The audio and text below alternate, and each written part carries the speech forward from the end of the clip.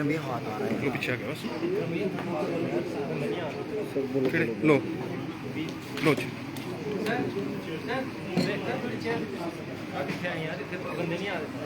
थोड़ा पीछे तुम सामने पीछे।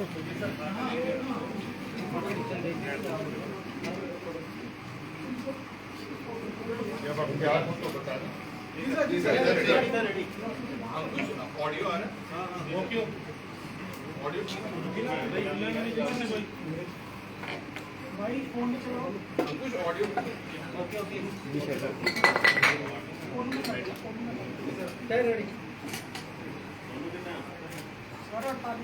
आप सब जानते हैं कि 28 तारीख को उधमपुर में दो अलग अलग जगह पे बस में ब्लास्ट हुए थे। एक 28 की रात को लगभग 10:30 बजे और दूसरा 29 के अर्ली मॉर्निंग कोई 5:30 बजे के करीब दोनों ही जगहों पे बस स्टैंड पे और जो रात को पार्किंग होती बसेस की वहां पर बसेस उसके तक लगाई गई थी। खाकन ब्लास्ट के टाइम पे बस में सवारियां नहीं थी, मगर बगल में तो लोग एक दो जो बस में होते हैं उनको हल्की फुल्की लगी थी। मुझे ये बताते हुए खुशी हो रही कि ये ब्लास्ट का केस बहुत ही कम समय में उधमपुर पुलिस के ऑफिसर्स ने एडीजी साहब की क़यादत में वर्कआउट किया है और इसमें जो दोषी है उसको पकड़ लिया गया है। पूछताछ के दौरान उसने अपनी इन्वॉल्वमेंट तस्लीम की है, मानी है और ये चीज़ें भी पता चली हैं कि ये ब्लास्ट जो किया गया उसमें जो आईडीज इस्तेमाल हुई वो कहाँ से आई, कैसे आई, किसके कहने से आई।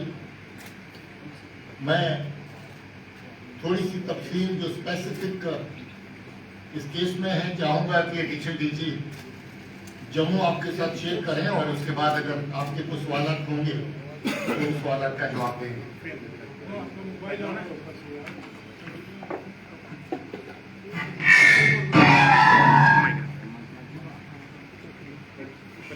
पिछले 6 महीने से ये देखा गया था कि आतंकी संगठन अपने पुराने कॉन्टैक्ट्स को रिवाइव करके उनका इस्तेमाल आतंकी गतिविधियों के लिए कर रहे थे। इसी सिलसिले में जैसा कि आप जानते हैं कि कुछ मॉड्यूल्स को पकड़ा गया था जिसमें पिछले उधमपुर ब्लास्ट के एक्यूज भी शामिल थे। इसी कड़ी में मोहम्मद अमीन भट्ट इलियास खुबैर जो डोडा का रहने वाला है, इसने उधमपुर में पिछले ब्लास्ट में भी इसका हाथ था और अभी के ब्लास्ट में भी इसी आतंकी ने जो कि पाकिस्तान में जाके सेटल हुआ है वहां से इसने अपने कॉन्टैक्ट्स को रिवाइव किया, जिसमें असलम शेख नाम का आतंकी जो बसंतगढ़ उधमपुर का रहने वाला है उसको इसने सोशल मीडिया ऐप्स के जरिए कॉन्टैक्ट किया और उसके बाद इसको 21 तारीख सितंबर को इसने कहा कि तुम्हें कोई सामान जो है मैं ड्रॉप करवाऊंगा ड्रोन के जरिए, उसको पिकअप करना है। 24 तारीख को 23 और 24 की दरमियानी रात को असलम शेख दयालचक के एरिया में आके खुबैर के कहने पे उसके बताए गए लोकेशन पे जाके आईडीज की कंसाइनमेंट पिक करता है, जिसमें 3 स्टिकी बॉम्ब्स और 4 दूसरे किस्म के नए किस्म के आईडीज उन्होंने भेजे थे। ये वो रिसीव करता है और अपने घर ले जाता है। 27 तारीख को इसको खुबैर का आदेश आता है कि आपने एक हाई प्रोफाइल मिनिस्टर की विजिट है, उसके पहले आपने किसी सूटेबल लोकेशन पे आईडीज फिक्स कर देना है। तो असलम शेख अपने घर से निकलता है, बसंतगढ़ से रामनगर की तरफ आता है और उसी बस में रामनगर में उतरने के बाद वहां के नजदीक के बाथरूम में जाके 2 आईडीज को एक्टिवेट करता है।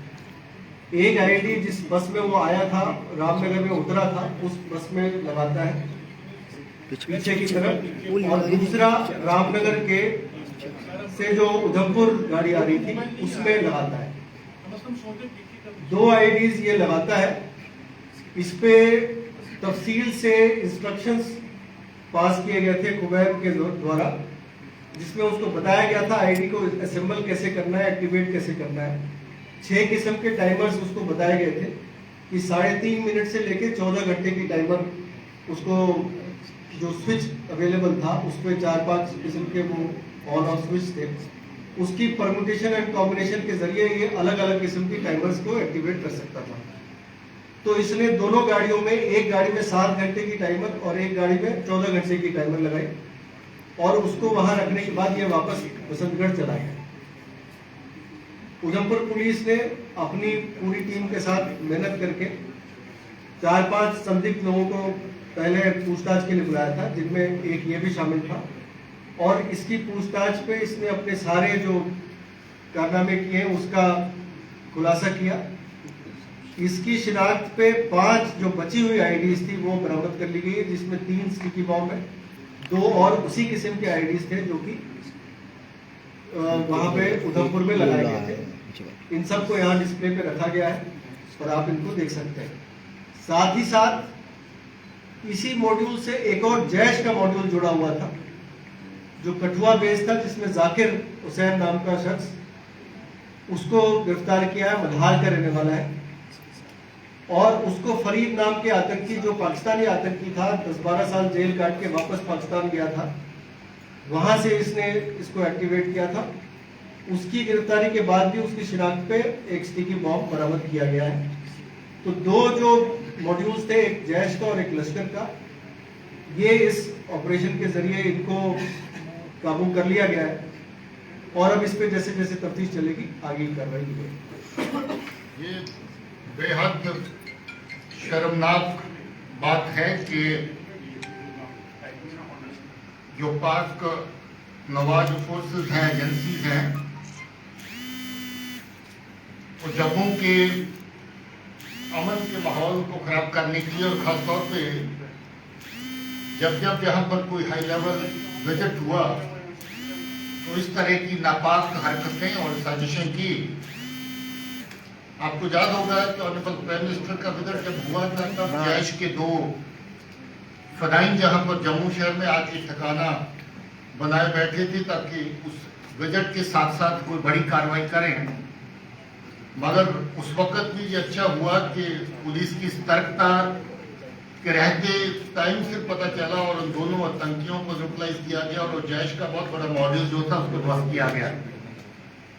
इस बार भी ये लश्कर का मॉड्यूल है, बेसिकली असलम शेख लश्कर के साथ वाबस्ता है। 2005 में ये एक्टिव आतंकी होता था और बिलावर के केस में गिरफ्तार हुआ था, जिसमें इसको सजा हुई थी, और थोड़ा ही अर्सा पहले जेल से छूट करके ये वापस आया था, और जेल से छूटने के बाद ही ये पाकिस्तान में बैठे अमीन के खुबैब जिसको कहते हैं उसके कांटेक्ट में आया, और इसको ये कार्रवाई दी गई कि इस वक्त जो बड़ा एक विजिट दिल्ली से प्लान हो रहा है उसके पहले कोई बड़ी कार्रवाई की जाए, और उसको जगह भी दी गई कि उधमपुर में जहां पहले किया था उसी जगह पर इस तरह के फिर से 2 बड़े धमाके जो हैं उनको अंजाम दिया जाए।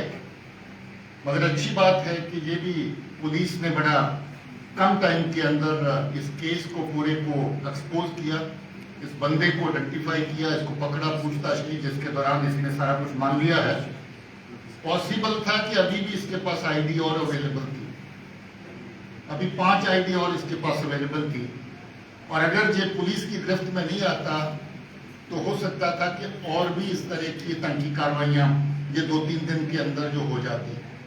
और इसके साथ ही दूसरा केस जिसका जिक्र एडिशनली साहब ने किया, जो बी बिलावर का रहने वाला लड़का है और वो जैश के साथ कॉन्टेक्टेड है, उसको भी उसी एरिया में, बॉर्डर के एरिया में आईडी जो है वो फराहम की गई ताकि वो भी को फर्दर उसको आतंकी कार्रवाई के लिए इस्तेमाल करे। मगर अच्छा हुआ कि उस केस में भी वो आईडी पहले ही बरामद हो चुकी है और वो लड़का पकड़ा जा चुका है। इस तरह की साजिशें जो नॉन स्टेट एक्टर्स जिनको कह करके लश्कर जैश के मॉड्यूल्स के थ्रू जम्मू के आसपास के एरिया में जम्मू, उधमपुर, कटरा, राजौरी, पुंछ जो पिछले जितने भी इंसिडेंट हुए, आप सबको पता है कि लगभग तमाम इंसिडेंट्स को पूरी तरह वर्कआउट कर लिया गया है।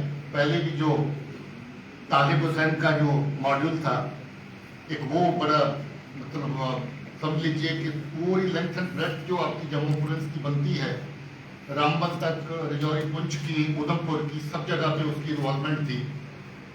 उसके बाद भी एक बड़ा मॉड्यूल जो जम्मू में बैठ करके जम्मू से ही चल रहा था, वो मॉड्यूल भी बस्ट किया गया। और अब ये तीसरा मॉड्यूल जो बड़े लेवल का, और चौथा वो जो फलाइन अटैक के लिए लोग आए थे।